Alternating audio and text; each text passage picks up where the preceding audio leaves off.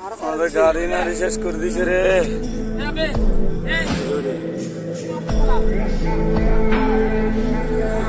ডাকাইতে দিচ্ছে রে, ডাকাইতে দিচ্ছে।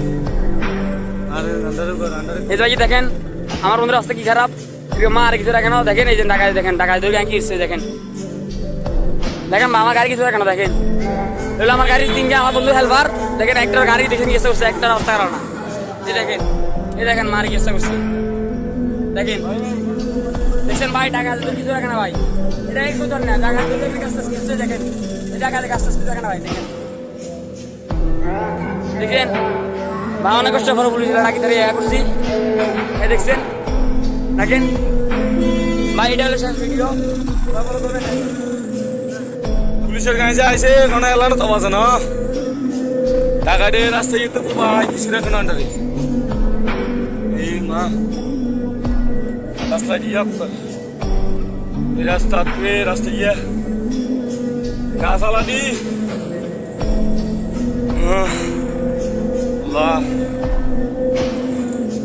গ্লাস তেলাস সব ভাঙি লিছে রে।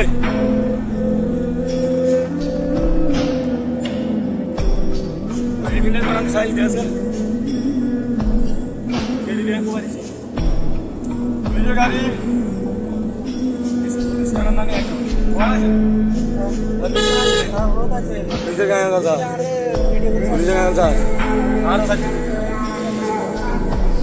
রাস্তা নিরাপদ না। এর ভিতরে 8 কিলোমিটারের ভিতরে ভাই ঢাকার কম নাহলে 15 জন অস্ত্র, এত বড় অস্ত্র তাদের হাতে। তারপরে সবার হাতে লাইট, চোখ বেড়া লাইট মারে। আমি গাড়িটা দাঁড়া করা একদম সামনে একটা গাছ দেখছি ওদের হাতে অস্ত্র। তারপরে দেখতেছি মুখ বান্ধা, তারপরে দেখতেছি লাইট ওইটা চোখ বেড়া না দেখছি। তখন আমি বলতেছি, ওরা যখন আমার বলতেছে তুই ভাই টাকা টাকা গাড়ি টান দাও, আমি গেছি খাওয়া লাগাই গাড়ি টান দিচ্ছি। টান দেওয়ার পরে সামনে যাই দেখি যে এত বড় একটা মোটা গাছ, রাস্তার ভিতরে লম্বা গাড়ি। ওই রাস্তা যে ছিনতাইকারীরা মানে সন্ধ্যা 5টার পরে যে ছিনতাইকারীরা ছিনতাই করে, ডাকাতি করে, মানুষ খুন করে, গাড়ি দড়ি আটকে রাখি মানে রাস্তার ভিতরে গাছ ফালাই দিই যে গাড়িগুলো আটক করে, ওটা কিন্তু আমাদের ফাটি কিন্তু জানিও আমাদেরকে বলে নাই। ফাটি আমাদেরকে বলছে যে কি ভাই যদি রাস্তার ভিতরে যদি সন্ধ্যায় যদি আপনাদের সাথে যদি কোনো দুর্ঘটনা হয় বা কোনো সমস্যা হয় আমার জানাবেন, আমি পুলিশ পাঠাবো। তাহলে এখানে আমাদেরকে ওইটা না বলিয়েও যদি ভাঙি বলতে ভাই না হলে 5টার পরে এই রাস্তা দিয়ে ঢুকা যায় না, তাহলে আমি তো গাড়ি ভাই কখনো ঢুকাইতাম না। আমার টাকার থেকেও আমার লাইফের মূল্যটা অনেক বেশি। তারপর ধরেন যে ঘটনাটা ঘটছে এটা কিন্তু আপনার খুবই খারাপ। আমি মনে করি যে আমরা যে বাঁচিয়ে যে ফিরছি এটা এসে লাখ লাখ আল্লাহর কাছে শুকরিয়া, আল্লাহ আমাদের জান বিক্রিয়া দিছি। ওনার কাছে আমাদের জীবন থেকে ওনার টাকা বেশি। উনি বলতেছে যে কালকে রাত্রে ওইখানে আমরা থাকি আর সকালবেলা মাল নামাজি মানে গাড়ি আনলোড করি, তারপর আসতাম। আমাদের তো সবার এক একজনের শরীর অনেক খারাপ, বাঁচতে পারতেছি না।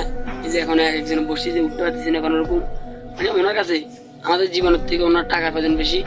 উনি চাইছে কি না ওনার মাল নামা দিয়েই ওনারা আমাদের জীবনে কোনো চিন্তা করতেছে না। ওনারা চাইছে কি ওনাদের লোক 3জন ঠিকঠাক হোক, ওনার মাল ঠিকঠাক হোক, আমরা মারা যাই। ওনার কাছে আমাদের জীবন থেকেও টাকার মূল্য বেশি। আর আমাদের কোম্পানি বলতেছে যে কি আমার টাকার দরকার নাই, তোরা আমার গাড়ি নিয়ে তোরা উদ্যোগ নিয়ে টাকা লাগলে টাকা আমি দিব। হ্যাঁ, তারপর যাই ভাই আমার যখন আমি এখানে সবরিয়া মূল বাজার আবার চলে আসছিলাম দেখতে, তখন সবরিয়া ওইখানে বাজারেতে 27 জন লোকে বলতেছে ভাই তোমাদের টাকা থেকেও তোমাদের জীবনের মূল্যটা অনেক বেশি।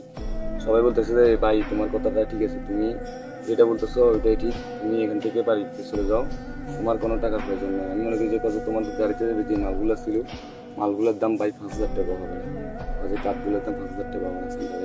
আমরা জানি এখানে বাস আছে অর্ধেক।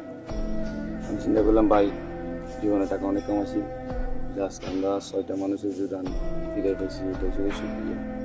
সবাই মোবাইল মানি ব্যাগ সব কিছু নিয়ে গেছে, বন্দুক দিয়ে বাড়ি দিয়েছে, বন্দুক দিয়ে বুঝতে মারছে, আমার গাড়ির গ্যালাস ভাঙিয়ে ফেলছে, তারপরে গাছ দিয়ে এখানে অনেক কিছু করছে, অনেক গাড়ির হামলা দিচ্ছে, অনেক গাড়ির থেকে ডাকাতি করছে, একজনকে কোপাই দিচ্ছে ব্যাগটাকে। তারপর আমাদের মোবাইল মানি ব্যাগ সব নিয়ে গেছে ওদের, শুধু আমারটা নিয়ে যেতে পারি না। আমি আমার জানের ভয় করি না, আমি সোজা দুধ দিচ্ছি, আমার পিছনটি কিন্তু বন্দুকের গয়না দিয়ে দিতে পারি বুঝছেন। তারপরেও আমি দাঁড়াই নেই, বলতেছি যে প্রয়োজন হলে মারি ফেলবো, গুলি মারি দিলে মারি দিব, না ছুরি মারি দিব, শেষ। আমার কথা আমি দাঁড়াবো না, আমি জুতো পর্যন্ত খুলি না, পায়ে জুতা সব নিয়ে দিতেছি। তারপরে জঙ্গলের পাশে যায় আর রাস্তার পাশে জঙ্গলের বসে গেছি, বলছি ট্রিপল লাইনে ফোন দিয়েছি, ট্রিপল লাইনে আমার কথা বিশ্বাস করে না। ট্রিপল লাইনে উল্টে আমার বলে যে আপনি আমার সাথে মস্কারি করেন, আমি কান্দা গাড়ি করে বলতেছি শুক্রের পানি টট্টরার পরে। আমি তখন জোরে কথা বলতে পারতেছি না যে ওরা যদি আবার আমার যদি ধরে ওইখানে, কারণ ওইখানে তো সব ওদের লোক জঙ্গলের ভিতরে। এর ভিতরে আমার গলা দিয়ে কথা আসতেছে না চোখের পানির জন্য। আমার 5টা লোক, আমি 6 জন, আমার 5টা লোক কিন্তু কোথায় আছে, কী করতেছে, ওদেরকে বাঁচিয়েছেন নাকি মারিয়ে ফেলছে, এটার কোনো গ্যারান্টি নেই। আমি আর আমার জানলে এর আমি ফলাইছি। এখন মোবাইল মানি ব্যাগ বড় কথা না, সব কিছু হিসেবে সবচেয়ে বড় কথা হচ্ছে এই ট্রিপল লাইনে ফোন দেওয়ার পরে আমার যাতায়াত ওনারা মানে কথা বলছিল। আমি ওনাদের কাছে হেল্প চাইছি রাতের তখন 10টা, আর ওনারা জানে যে কি রাস্তাটা এই পরিস্থিতি খারাপ, ওইখানে প্রতিদিন ডাকাতি হয়। তো ওনারা জানি শুনিয়ে ওনারা আমার কথা বিশ্বাস করতেছে না, আমার বলতেছে নমস্কার করিয়ে। আমি মার কসম বললাম, বাবার কসম, মানে খোদার কসম, আল্লাহর কসম, সব কিছুই বললাম, তারপরে যায় উনি আমার কথা বিশ্বাস করেন। যখন থানাতে ফোন দিয়ে মানে আমার সাথে কথা বলা দিয়েছে, তখন থানার ওসি বলতেছে রাব্বি ভাই আপনি, আমার বলতেছে আপনার নাম কি, আমি বলতেছে আমার নাম মোহাম্মদ রাব্বি। ওদের রাব্বি ভাই আপনি টেনশন করিয়েন না, এখান থেকে আরও 10টা ফোন আছে আমার কাছে, আমরা পুলিশ পাঠাচ্ছি, কাজে পুলিশ এখন যাচ্ছে, আপনি একটু ওয়েট করেন। যখন পুলিশের গাড়ি আপনার, যখন আমরা যেখানে আমাদেরকে ডাকাটি ছিনতাই গাড়ি মানে করতেছে, যখন যে জায়গাতে আমাদেরকে ডাকাটি মারতেছে, প্রতিটা গাড়ি ডাকাটি আটকাইতেছে, ওই জায়গার থেকে আরো 1 কিলোমিটার দূরে থেকে পুলিশ এলান দিয়ে ডাকাতদেরকে তারা দিছে। তাহলে এখানে কি বুঝলাম, ডাকাতের সাথে পুলিশের সাথে অ্যাড আছে। যদি পুলিশ যদি চাইতো এলান না বাজায় আরে কি, এলান না বাজায় আরে আপনার সব পুলিশের গাড়ি একসাথে নিয়ে আসি আরে ওদেরকে সবাইকে গুলি মারার দরকার ছিল। তখন যদি আমার কাছে যদি গুলি দেখতো, আমি ওই পাহাড়ের উপর থেকে, যখন আমি পাহাড়ের উপরে যেখানে লুকেছিলাম ওইখান থেকে আমি স্পষ্ট দেখতেছিলাম, এখান থেকে আমি ফায়ার করতে পারতাম। যদি আমার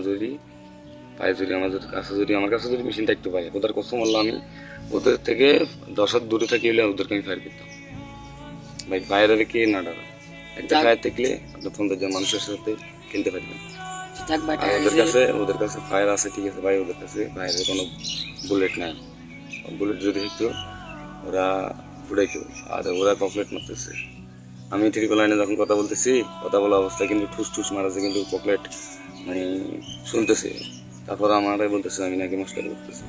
আমি বলতেছি স্যার আপনি প্রয়োজনে আমার এই নাম্বারটা রাখেন, আমার নাম প্রয়োজন, আবার আমার আইডি কার্ডের সব কিছু তুমি প্রয়োজন। তারপর আপনি অবিশ্বাস করিয়েন, আমাদের জানিয়ে টানাটানি পুলিশ আসিয়ে আমাদেরকে ভিডিও করতেছে, ওইটা করতেছে সেটা করতেছে, অথচ আসামিগুলা পালাই গেছে, আসামি না খুঁজিয়ে আমাদেরকে ভিডিও করতেছে। এটাই আর কি। ঠিক আছে পুলিশ প্রশাসন, তোমাদেরকে ছেড়ে দিতে না।